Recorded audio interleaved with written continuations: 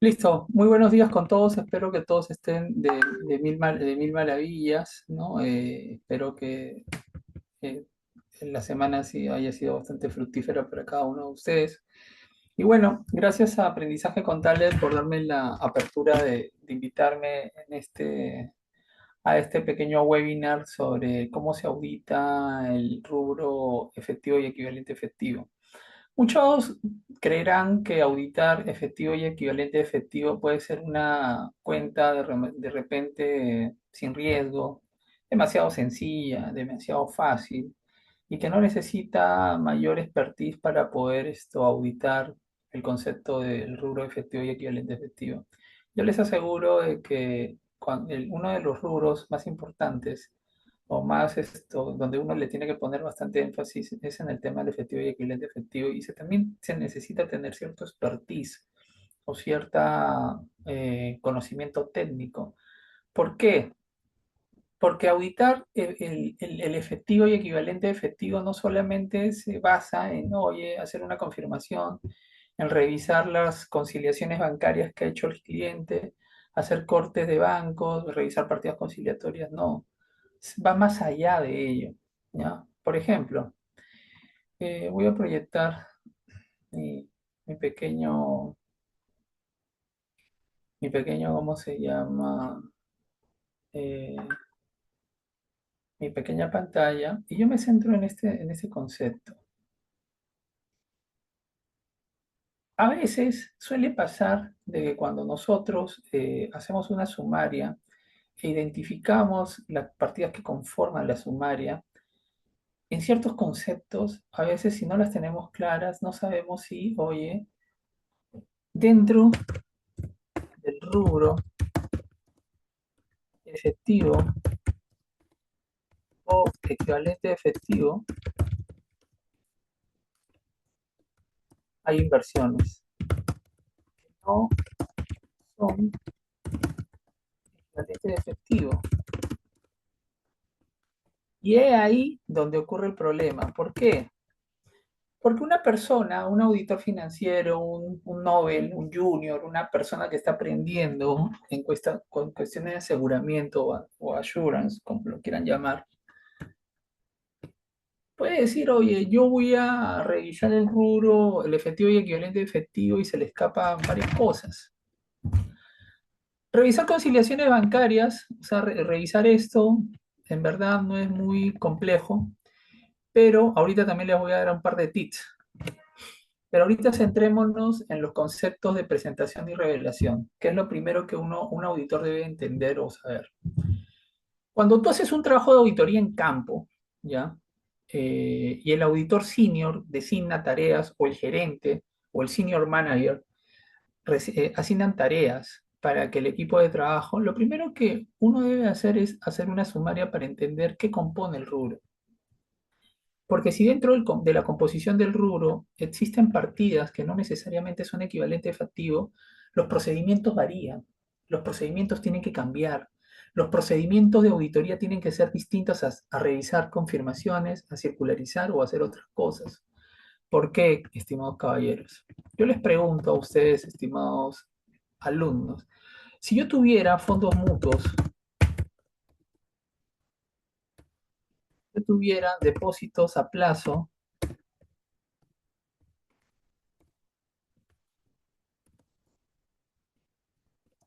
mayores a 90 días, o simplemente yo le voy a decir, oye, tengo un depósito a plazo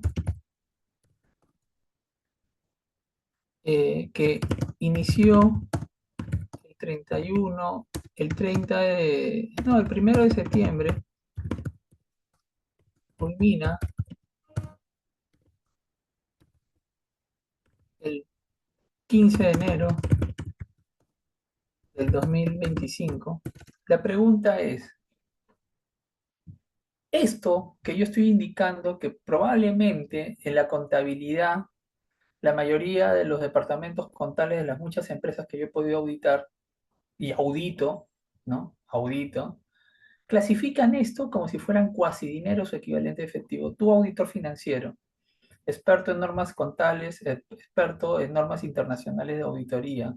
Uno de los puntos que tiene que dar el auditor es aseguramiento sobre una aseveración equívoca sobre presentación y revelación. ¿Qué responderían ante ese hecho? Y la respuesta es simple. Si los depósitos a plazo mayores a 90 días, ¿ya?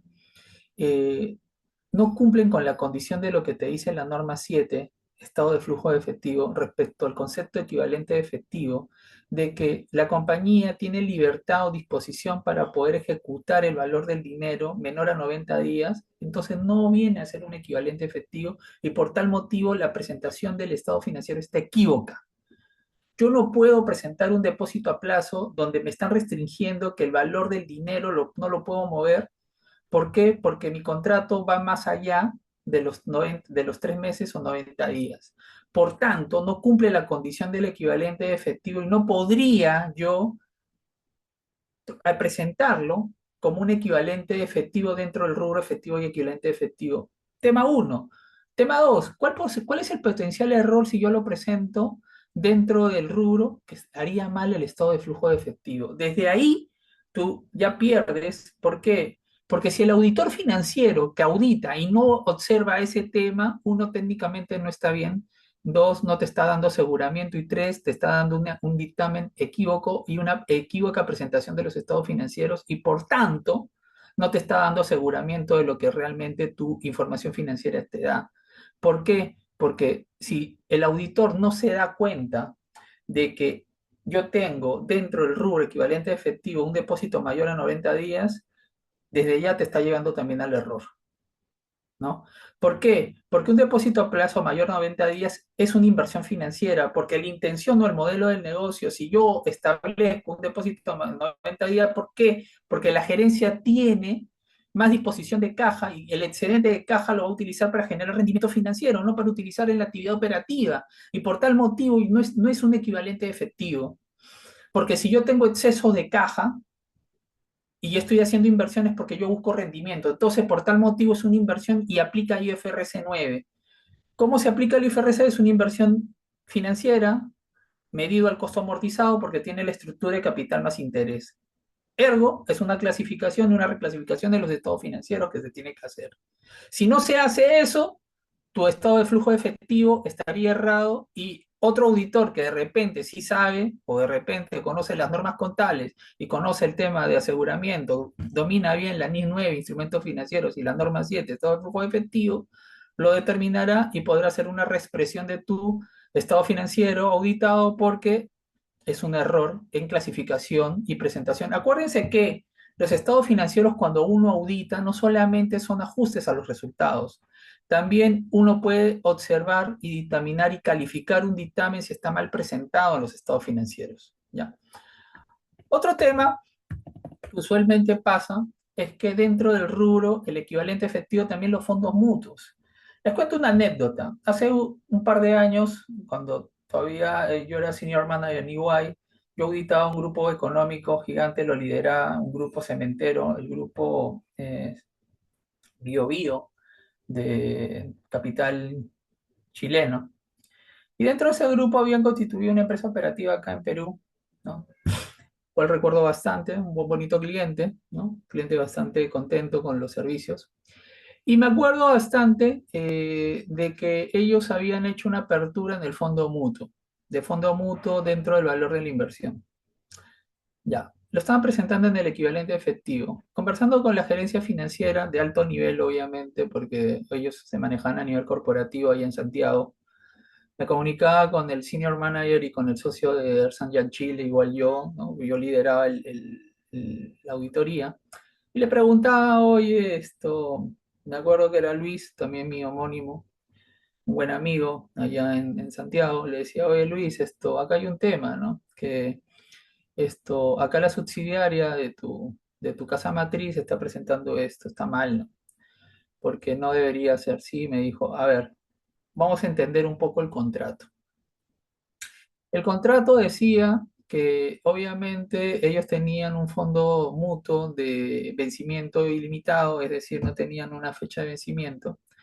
La intención de la gerencia de aperturar este fondo mutuo era generar rendimientos, ¿no? Financieros, obviamente, para que generen rentabilidad porque tenían un exceso de caja y ese exceso de caja lo van a utilizar más adelante en la operación, pero que en ese momento no era necesario para operar. Ergo, ustedes mismos me respondieron. En ese sentido, yo les decía al equipo de BioBio, oye, ¿sabes qué? Este fondo mutuo, tu intención, tu modelo de negocio, ¿cuál es?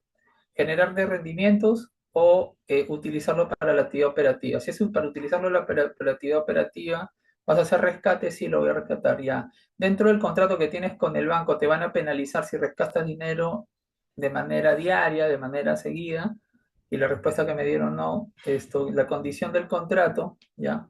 Varía, porque obviamente lo que hemos dicho es que se ponga, se rentabilice y que se hagan rescates de manera diaria o mensual o semanal para poder ponerlo a disposición de los rendimientos y obviamente no hay penalidad. Entonces ahí sí me cambia la condición, ¿ya?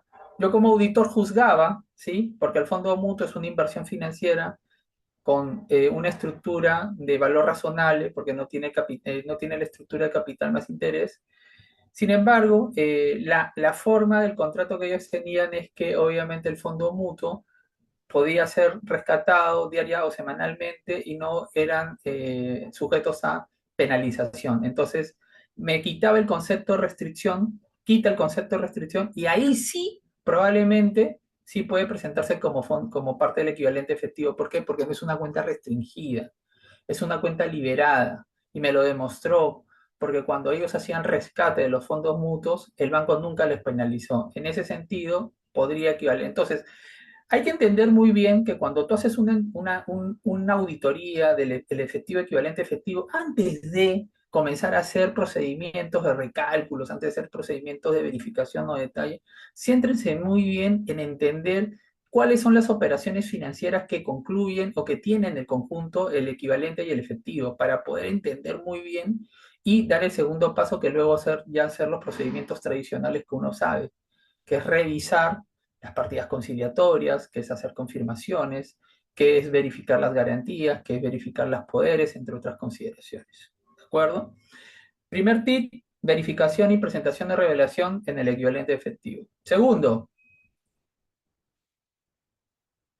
luego ya que se ha hecho el análisis, ¿no? Técnico sobre la presentación de los estados financieros, hay un tema y una regla fundamental en el tema de lo que es la revisión de las conciliaciones bancarias. Hace unos años estaba auditando una empresa de Power and Utilities de energía importante en el país y un socio de la firma donde yo laboré anteriormente me decía, Luis, oye, hay que hacer procedimientos alternativos, ¿no? Ese era su concepto o su forma de ver porque no nos llegaba, ¿ya? No nos llegaba el tema de las respuestas de bancos, ¿ya? Y el cliente exigía, oye, ¿sabes qué? Necesito por favorcito, que me emitas mi informe auditado porque lo necesito con urgencia. Haz procedimientos alternativos. ¿Ya? ¿Cuál era su procedimiento alternativo en la revisión del rubro efectivo y equivalente efectivo? Te doy el statement, el estado de cuenta, oye, pero ya lo tengo. Yo le decía, y de acuerdo a NIAS y en una práctica internacional que me hicieron y me indicaron de la firma global de Estados Unidos, estos auditores de la revisión de práctica, porque en estas firmas globales el tema de aseguramiento y el tema de calidad es súper, súper importante, donde tienen un área especializada en solamente metodología de auditoría y aseguramiento, ¿de acuerdo? Son expertos en observarte los procedimientos del trabajo de auditoría y en medirte, y eso es importante. ¿No? A mi largo de mi experiencia he tenido todos los años, siempre he sido vacunado porque todos los años me he revisado. Gracias a Dios siempre me iba bien. Sin embargo, ya, este socio me decía, Luis, oye, ¿sabes qué? Necesito ya emitir. Yo le decía, no, no hay que hacerlo. ¿Sabes por qué? Porque no hay procedimiento alternativo para el tema de respuestas de bancos. ¿Por qué? Porque la respuesta de bancos no solamente te da la posición activa. Una respuesta de bancos no solamente te dice, oye, ¿cuánto es el saldo corriente o el saldo de cuenta de ahorro de tu? Y eso lo puedes vivir con un statement. Una respuesta o confirmación de bancos te da pasivos, te da factoring, te da confirming, te da garantías, te da arrendamientos financieros, te da préstamos bancarios, te da y un sinfín, ¿ya? Un sinfín de operaciones financieras que entre el banco y la compañía ejecuta. Hubiera sido correcto que en el tema de confirmación o respuesta de banco, yo simplemente, por darle gusto al cliente, ¿de acuerdo? Decirle ya, chapo el statement y confirmo, y la respuesta es no. ¿Por qué? Porque estarías neutralizando el concepto de existencia e integridad y tu auditoría no estaría siendo de calidad. ¿Por qué? Porque podrías estar omitiendo algún procedimiento importante. En tema de confirmación de bancos, estimados alumnos, a nivel global está prohibido de que tú emitas un dictamen sin tener el 100% de confirmaciones. No hay procedimiento alternativo. Profesor, pero ¿qué pasa? Tú eres auditor y eres un auditor independiente. Y si tu cliente te entiende y te da la razón y te respalda, va a entender y te va a apoyar. ¿Por qué? Porque la obligación del cliente es que te respondan los bancos al 100%. No puede negarse a responder. El año pasado, en mi auditoría de mi propia firma, yo lo califiqué a un cliente porque no me respondía. Ese cliente, un ex director de PricewaterhouseCoopers, amigo mío, que tiene, es director de un condominio en Asia, el cual me compró el proceso de auditoría financiera, me dijo, Luis, audítame. Lo audité. Amigo mío, una buena persona, pero lo califiqué. Y él entendió, porque él también ha sido auditor financiero. Entonces él me dijo, Luis, está bien, respaldo tu confirmación y entiendo tu posición. Porque hasta el último, el gerente financiero de ese condominio me rogaba y me decía, Luis, por favor, no pongas eso en tu dictamen. Pero le decía, yo como te voy a dar aseguramiento, sería irresponsable de mi parte yo firmar un dictamen de auditoría financiera y decirte, oye, tengo las confirmaciones cuando no las he tenido y tú me estás pidiendo opinión y el banco todavía no me ha respondido. Entonces yo necesito que me respondan por qué. Porque ¿qué hubiera pasado? ¿De acuerdo? ¿Qué hubiera pasado si el banco me responde y me dice, oye, tienes un leasing y no están en los libros? Oye, tienes un factoring y no está reconocido ni el activo ni el pasivo. Oye, tienes operaciones que no existen. Eso sí sería una irresponsabilidad. Hay muchos fraudes contables que han sucedido en el mundo global simplemente por confirmación. Estamos en el caso de eh, Pescanova, auditado por una firma internacional, BDO, Parmalat, auditado por Grant Thornton and Deloitte Touch hace unos años, una firma internacional por tema de confirmación. Y el último de los casos, no el más reciente, ¿no? Lamentablemente, Ernst Young cuando auditó Wirecard en Alemania por un tema de confirmación de bancos. Esas cosas son importantes en una auditoría de aseguramiento. Por tal motivo, estos son los temas o los tips que van a aprender conmigo, un auditor de carrera, ¿no? 28 años en una de las firmas más importantes, con conocimiento de auditoría financiera de alto nivel, donde yo les voy a enseñar todas las técnicas de auditoría que ustedes van a aprender. No necesariamente lo que ya ustedes saben o lo que ya dominan, sino tips para poder auditar correctamente lo que son cómo es el cumplimiento de ¿no? de las International Audit Standard, ¿no? Las ISA, donde se tienen que fijar los parámetros y hacer correctamente tus papeles de trabajo. Una auditoría de calidad ya ayuda al auditor financiero a mantenerse en el mercado de capitales y su nombre está respaldado al momento de que tú lo audites. Auditoría, eso significa simplemente dar el go sobre algo que el cliente quiere ver. Auditoría significa dar un aseguramiento correcto de los procedimientos que uno da para darle valor agregado al tema del mercado de capital y confianza en el mercado. Yo soy Luis Hidalgo, yo los invito a que puedan ver este tema de auditoría financiera conmigo, donde van a aprender esto y muchas cosas más.